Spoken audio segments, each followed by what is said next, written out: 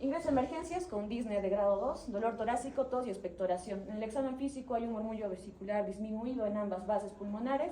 Va a haber roncantes en los ápices de ambos campos pulmonares y crépitos en el hemitórax derecho.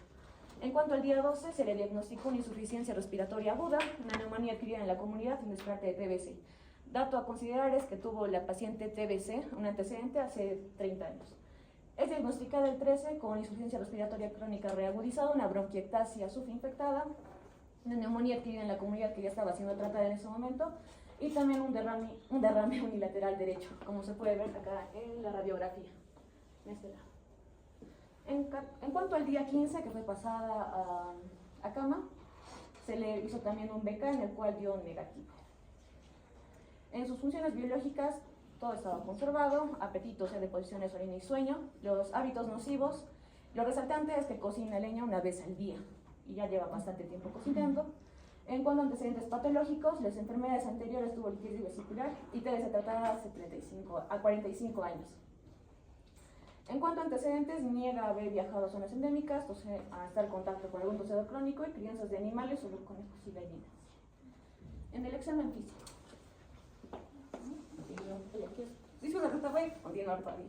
En cuanto a la función cardíaca, está 78, la función respiratoria 20 respiraciones por minuto, la presión arterial 120-162, la saturación 90%, la temperatura 36,6 centígrados y su FiO2 va a estar en un 28%.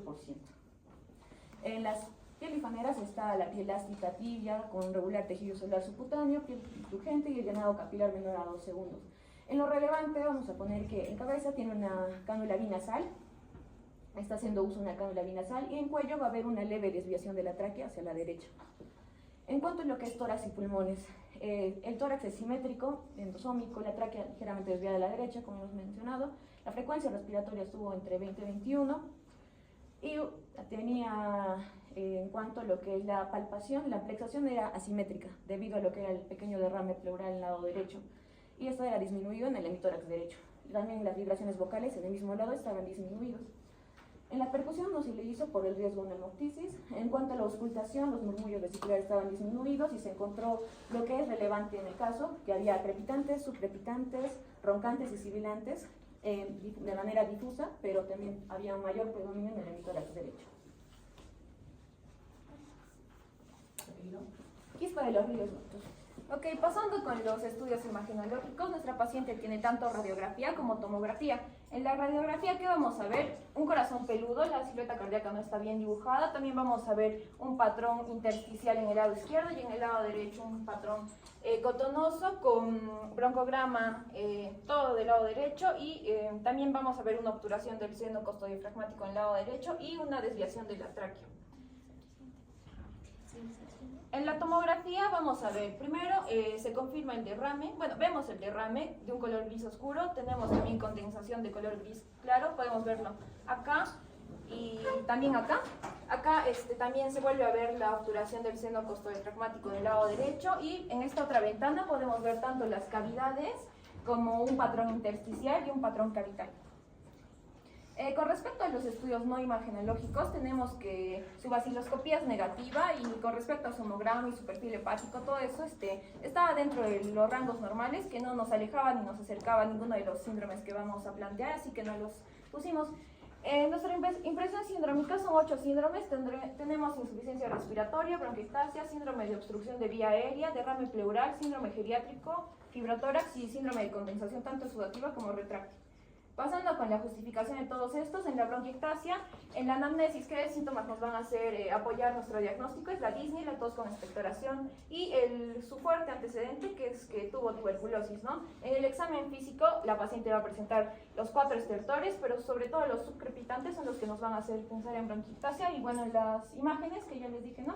Que se confirma la bronquiectasia específicamente con un patrón quístico. Siguiente.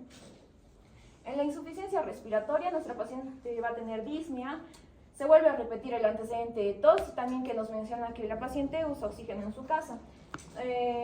Ya les mencioné que la paciente tiene los 4 estertores, y bueno, en este caso su insuficiencia presenta una placa patológica y necesitaríamos un AGA para tipificarlo, pero como no tiene, queda ahí. Siguiente. El síndrome de obstrucción de vía aérea, la paciente tiene tos con expectoración verdosa y aparte de eso tiene dolor torácico y en sus antecedentes, ¿no? Su tuberculosis y que cocinaba con leña mucho tiempo. Y sobre todo el estertor que nos va a hacer pensar en este síndrome son los sibilantes y también, ¿no?, la placa patológica. El síndrome de condensación retráctil, la paciente, los síntomas que nos hacen pensar en esto es que tiene disnea, tos con expectoración verdosa y dolor torácico, igualmente se repiten sus antecedentes. Y de sus 4 estertores, los crépitos y los roncantes son los que nos hacen apoyar nuestro diagnóstico. Y con respecto a las imágenes, ya les mencioné el corazón peludo y también el patrón intersticial. Bueno, este síndrome tiene 4 patrones, el intersticial, el cavitario, el acinario y el nodular, y nuestra paciente tiene todos menos el nodular. Con respecto al fibrotórax, la paciente va a tener disnea, tos y expectoración, y acá también nos apoya lo que es su antecedente de tuberculosis. Con respecto al examen físico, va a presentar una amplexación disminuida en el lado derecho y también el murmullo vesicular va a estar disminuido en ese lado. Y bueno, en la placa se va a ver una reducción evidente del volumen del pulmón derecho, aparte que la tráquea está desviada hacia ese lado. En la condensación exudativa, la disnea, la tos, la expectoración verdosa y la cefalea, todo esto nos va a hacer pensar en este síndrome y también, ¿no?, sus antecedentes y que utiliza oxígeno en su casa. Igualmente, la amplexación y el murmullo vesicular disminuidos de ese lado y los 4 estertores. En la placa vamos a ver el patrón algodonoso con broncograma aéreo en el hilio derecho. Y bueno, hablando del derrame pleural, nuestra paciente va a tener lo que es disnea y dolor torácico, y en el examen físico, ¿no?, la amplexación del lado derecho está disminuida, al igual que el murmullo vesicular de ese lado, y el derrame va a estar confirmado tanto en radiografía como en tomo, porque se ve la obliteración de este seno costodiafragmático en ese lado. Y bueno, con respecto al síndrome geriátrico, a nuestra paciente, primero que tiene 65 años y que usa oxígeno en su casa, entonces nuestra paciente lo que va, según el score de Bartel, va a tener una dependencia parcial. Y bueno, ya para juntar todos los síndromes tenemos la malla sindrómica, y primero hay que poner un poco en contexto de nuestra paciente de que tuvo TBC, de que cocinaba con leña y de que actualmente utiliza oxígeno en su casa y de que ha tenido varias internaciones previas por cuadros similares. Entonces, en la tuberculosis, como hay una inflamación crónica y una destrucción del tejido pulmonar, va a haber lo que es una dilatación anormal e irreversible de los bronquios, lo que es la bronquiectasia. El daño y la fibrosis que va a haber en la bronquiectasia nos van a generar pues, un síndrome de condensación retráctil, y en este síndrome esas partes de pulmón que están colapsadas no van a poder realizar un adecuado aclaramiento mucociliar, entonces se va a empozar el moco y va a generar un ambiente propicio para que se desarrollen ahí infecciones. Estas infecciones pueden, ¿no?, llevarnos un síndrome de condensación exudativa que eventualmente puede evolucionar un derrame pleural. De igual manera, la bronquiectasia, como ya les mencioné que no hay una acumulación de moco, igualmente puede predisponernos a infecciones. Estas infecciones se pueden complicar con derrames, empiemas y afectar, ¿no?, la pleura y generarle una fibrosis, lo que es el fibrotórax. Y bueno, el fibrotórax va a contribuirnos también al síndrome de condensación retráctil, que nos va a generar síndrome de obstrucción de vía aérea, porque este síndrome no solo afecta al parénquima, sino también a las vías aéreas, ¿no?